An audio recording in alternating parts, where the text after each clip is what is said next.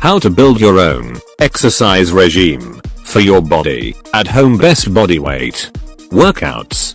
This guide will teach you how to perform the best body weight exercises at home. No equipment required. Check it out if you're not familiar with any of the movements referenced in today's guide. How to build your own workout routine. Once you're comfortable with a handful of body weight exercises, use this guide to piece them together into a full body workout. This should help you build exercises that you can do in the comfort of your own home. No matter how stressful you are at work, you can transform your body for the better. I can't keep going to the gym because of the pressures of my daily work. I can't stick to the required diet due to the pressures of my day. My work does not allow me to exercise.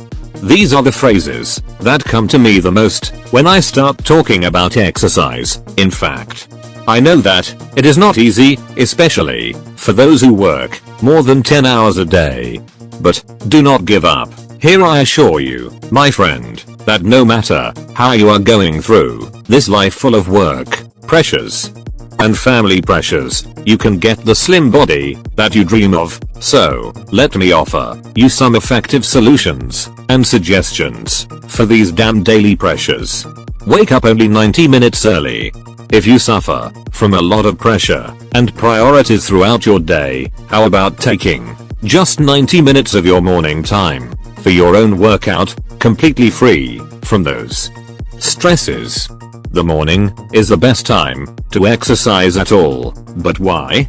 First, because of the rise in critical building hormones, especially testosterone, which is responsible for building muscle and getting rid of fat faster, while the rate of production of these hormones in the body decreases during the late hours of the day. Second, because exercising at the time directly increases the burning rates of calories and fat throughout the entire day, not just the time of exercise. Third, exercising in the early morning will enhance your attention and activity during your work later, which will increase your efficiency during work or study throughout the day. Fourth, getting your exercise done early in the morning will allow you to free up your other priorities throughout your long day. It may feel a little heavy at first, but once you get used to it for a few days, morning will become your favorite exercise time. Use quick HIIT exercises to burn fat. HIIT exercises are considered the best exercises for those who suffer from lack of time and work pressures, and their duration ranges between 15-20 minutes and may reach only 10 minutes in some cases, not to mention their strength and effectiveness in burning fat perfectly and in record time. Where the player chooses one or more aerobic exercises, running, skipping rope, raising the knees high for 20-30 seconds, then resting for 15 seconds, thus completing one cycle.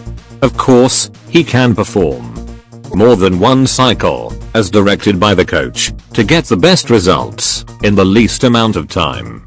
Choose some exercises that don't require equipment. If you are one of those who suffer from work pressures and frequent travel and commuting, you should choose some suitable exercises that do not require any prior preparation. You can do these exercises anytime and anywhere without the need for equipment, such as HIIT exercises, running, rope skipping, and multi-position push-ups that target more than one muscle group at the same time. A flat push-up that targets the chest muscles, triceps, and anterior shoulder function. The inclined push-up, which targets the upper chest muscles. Do you want more? Well, you can follow our Star Sports 1 YouTube channel. Thanks for watching.